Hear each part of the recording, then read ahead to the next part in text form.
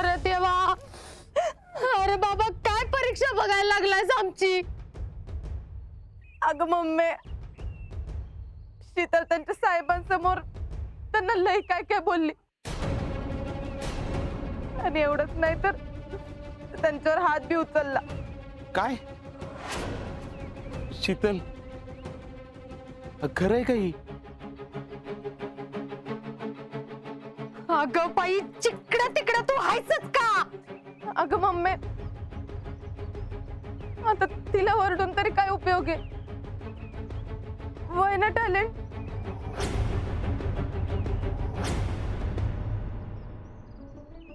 म्हणजे झालंच असं की शीतलनं सगळ्यांसमोर बायांचा अपमान केला तिथं, त्यामुळे तर सगळं अवघड आहे आता.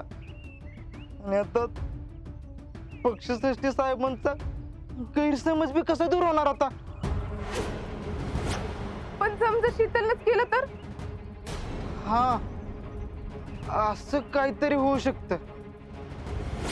नाही म्हणजे शीतलनं जर तो गैरसमज दूर केला तर यांना पक्षात परत जागा मिळेल का? हा, तशी आशा करायला काय हरकत नाही. म्हणजे बायांना काम पूर्वी केलंच आहे ना, त्यामुळे त्यांचं काम तर वाया जाणार नाही ना. पण परत मुद्दा हाच येतो की पक्षश्रेष्ठी साहेबांचा गैरसमज कसा दूर होणार?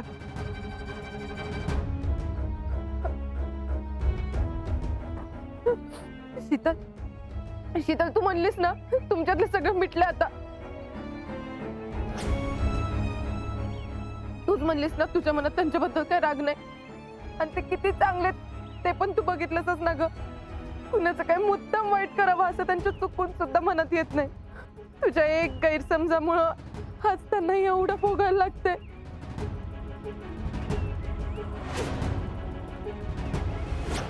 हे बघ, तुला जर काय वाटत असेल, म्हणजे जर का तुला वाटत असेल की माझं भलं व्हावं, माझा संसार सुखाचा व्हावा, तर जरा एकदा विचार कर की ग शीतल.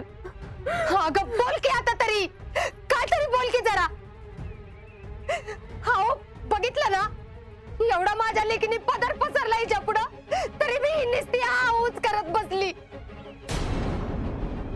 पप्पा, मी काय चुकीचं बोलले का हो? तुम्हाला पण जर वाटत असेल की तिनं असं नाही केलं पाहिजे तर मग राहू देत, पडू दे त्यांना असंच कितपत.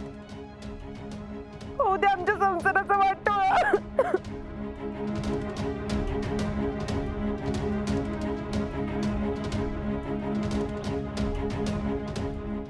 शीतल, तुला काय वाटतंय?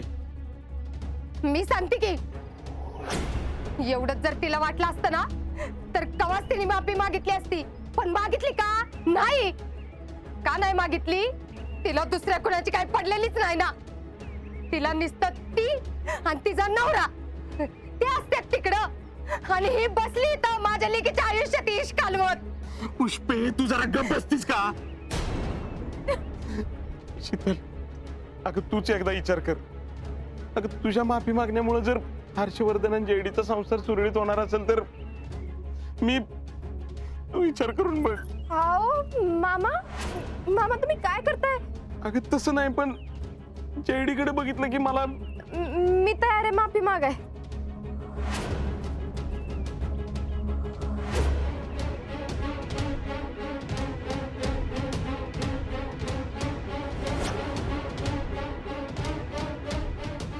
असं उपकार केल्यासारखं बोलू नकोस.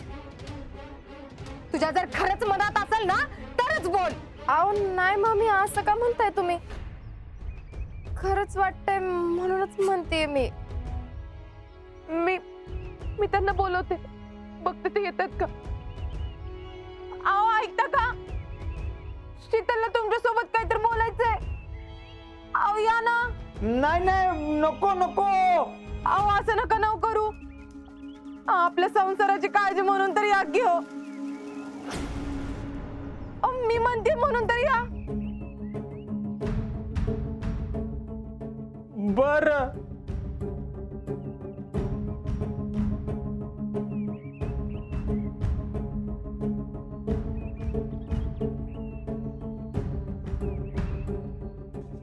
बाय बाय बाय बाय बघ बघ जरा तुझ्या डोळ्यांनी बघ काय अवस्था करून ठेवलीस पर त्यांची.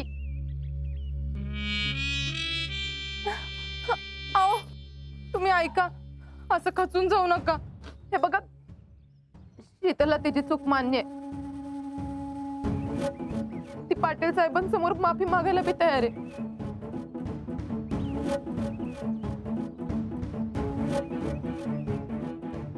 मग त्यानंतर तुमच्यावरचे सगळे आरोप पुसले जातील. तुम्ही उगत शीतल यांच्यावर प्रेशर आणू नका.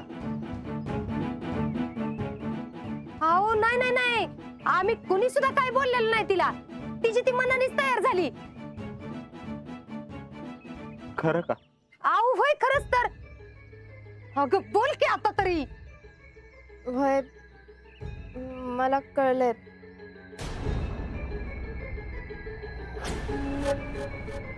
मी तयार आहे माफी मागाय.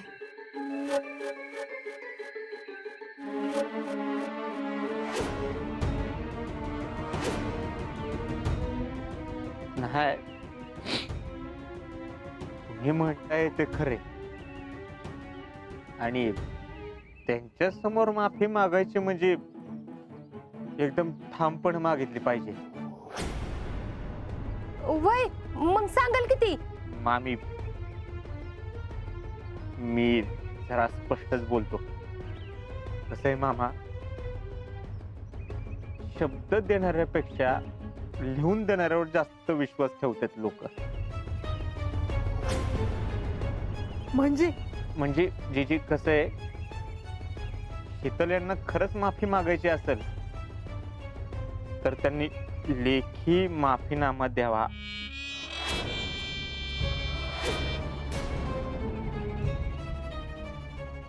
असं आम्हाला वाटतं. म्हणजे बघा तुम्हाला काय. वय दिल की ती सगळं लिहून देईल. हाय का नाही ग शीतल. पुष्पे तू जरा थांब. असं थांब थांब म्हणूनच एवढं सगळं घडलंय बघा. ते काय नाही शितले, जा आणि तू माफी मागशील असं पटदिशी पत्रात लिहून आण. शीतल, ऐका ना, तुम्ही खरंच माफी मागणार असाल तर त्याच्यामध्ये असं लिहा की आम्ही हर्षवर्धनवरती नको नको तसले आरोप केले, ते सगळे खोटे होते. खरं तर तेव्हा आमची मानसिक स्थितीच नीट नव्हती आणि त्याच्यातूनच असं कृत्य घडलं. नुकताच माझा भाऊ विक्रमराव शहीद झाल्यामुळं आणि माझा नवरा पण आर्मीमध्ये असल्यामुळे त्याच टेन्शनमध्ये आणि त्याच विचारात आम्ही हर्षवर्धनवरती हात उचलला.